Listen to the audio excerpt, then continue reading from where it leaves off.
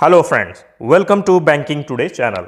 सबसे पहले आपसे एक रिक्वेस्ट है कि यदि आपने बैंकिंग टुडे चैनल को सब्सक्राइब नहीं किया है तो प्लीज़ अभी सब्सक्राइब कर लीजिए ताकि हमारे सभी वीडियोस के अपडेट्स आप तक पहुंचता रहे।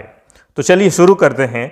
11 नवंबर को 11th बाइपार्टाइट सेटलमेंट साइन कर चुके हैं और अभी भी कुछ इश्यूज पर डिस्कस करना और फाइनल करना बाकी है।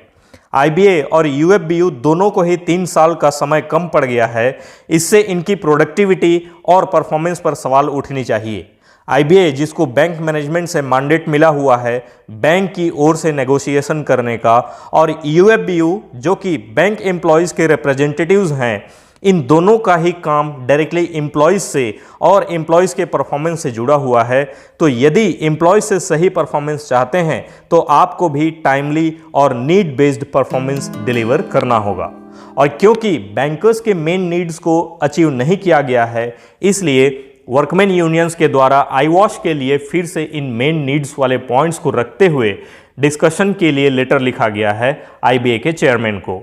तो इस लेटर में क्या क्या पॉइंट्स रखे गए हैं फिर से डिस्कशन के लिए, उसके बारे में पहले बात कर लेते हैं। पहला है 5 डेज वीक का। 11th बाइपार्टाइट सेटलमेंट के चार्टर ऑफ डिमांड्स में से सबसे प्रमुख मांग 5 डेज बैंकिंग का था। इसके बिना बाइपार्टाइट सेटलमेंट को साइन ही नहीं करना था। यह डिमांड बाद में डिस्कशन करने वाला डिमांड नहीं था, मेन डिमांड था, जिसके बिना ही 3 साल का टाइम पास करके अचानक से लास्ट के 3 दिन में ही सेटलमेंट साइन करने की हड़बड़ी कैसे हो गई।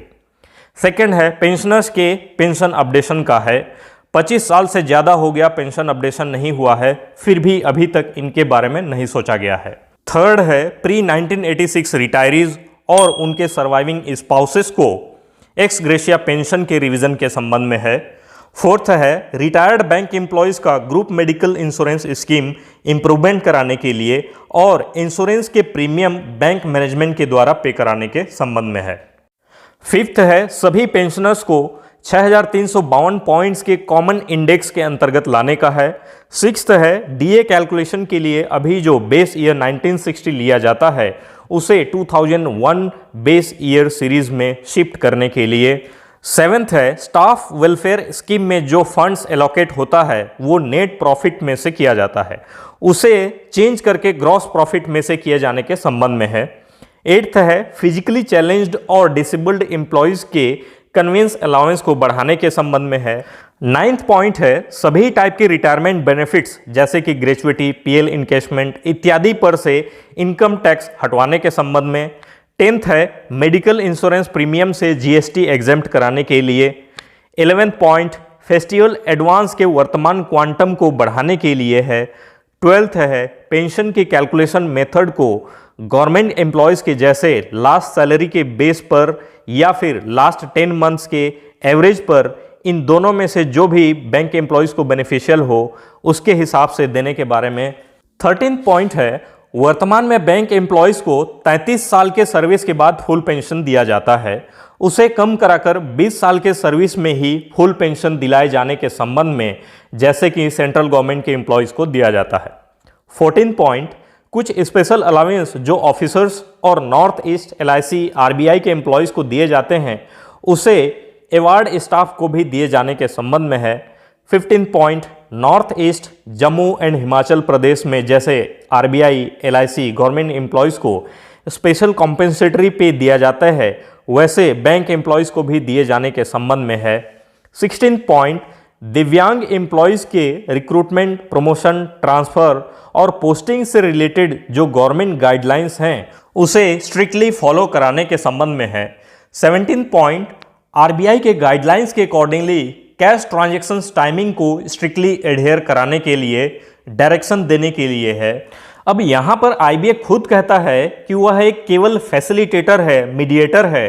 तो 16th और 17th पॉइंट के लिए वर्कमैन यूनियन के द्वारा आईबीए को बोलना कि डायरेक्शन दिया जाए, यह थोड़ी सोचने वाली बात है, क्योंकि आईबीए कोई कंट्रोलिंग अथॉरिटी नहीं है बैंक्स के लिए, और ना ही बैंक्स को कोई डायरेक्शन दे सकता है और ना ही बैंक्स को किसी बात को इम्प्लीमेंट कराने के लिए बोल सकता है। तो ऐसे में आरबीआई का कोई गाइडलाइंस यदि फॉलो नहीं हो रहा है बैंक्स में तो आरबीआई को लिखना चाहिए, और गवर्नमेंट का कोई नियम यदि फॉलो नहीं हो रहा है तो उसके लिए गवर्नमेंट के पास कंप्लेंट लिखना चाहिए। इन पॉइंट्स को इसमें मेंशन करके दिखाकर बैंकर्स के आंखों में धूल झोंकने जैसे प्रतीत हो रहा है। और लास्ट पॉइंट है स्पेशल पे पोस्ट और अलाउंसेस के क्वांटम के हिसाब से वर्कमैन स्टाफ्स के ड्यूटीज और पावर्स को रिवाइज करने के लिए है। और लास्ट पैराग्राफ में यह बताया गया है कि 11th बाइपार्टाइट सेटलमेंट साइन करने वाले दिन मतलब 11 नवंबर को ये एग्री किए थे, मिनट्स फाइनलाइज हुआ था कि इन सभी पॉइंट्स पर बाद में डिस्कशन किया जाएगा।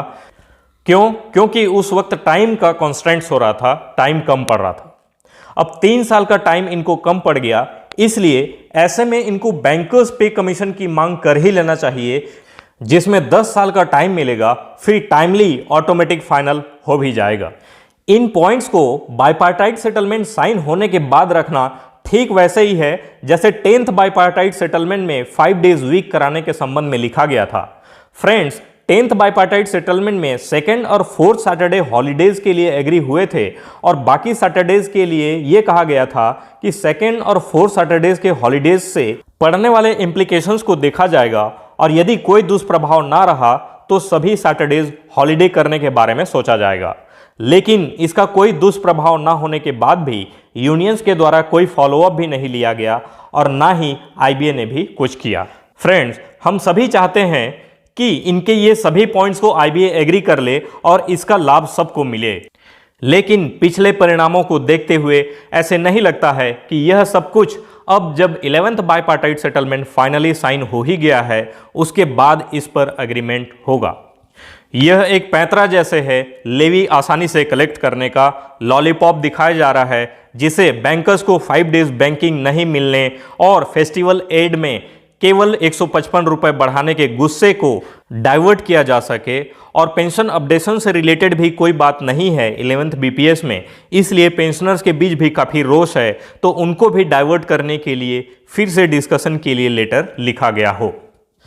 कुछ यूनियंस के द्वारा लेवी 4% कलेक्शन का सर्कुलर निकाला गया है, इसमें बेफी भी शामिल है। जब बेफी ने नेगोशिएशन में पार्टिसिपेट ही नहीं किया है और उनके जो डिमांड्स थे वो अचीव भी नहीं हुआ है, तो बेफी किस काम के लिए लेवी कलेक्शन का सर्कुलर निकाला है, ये बात समझ से परे है। और एआईबीए भी 4% लेवी कलेक्शन के लिए सर्कुलर जारी किया है। एआईबीए इस डिमांड्स के डिस्कशन वाले लेटर को पहले जारी किया है, उसके बाद लेवी कलेक्शन का सर्कुलर जारी किया है।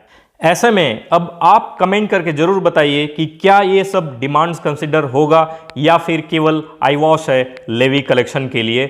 और इस वीडियो को लाइक कीजिए, शेयर कीजिए और अभी तक यदि आपने बैंकिंग टुडे चैनल को सब्सक्राइब नहीं किया है तो प्लीज़ अभी सब्सक्राइब कर लीजिए ताकि हमारे सभी वीडियोज़ के अपडेट्स आपको मिलते रहें।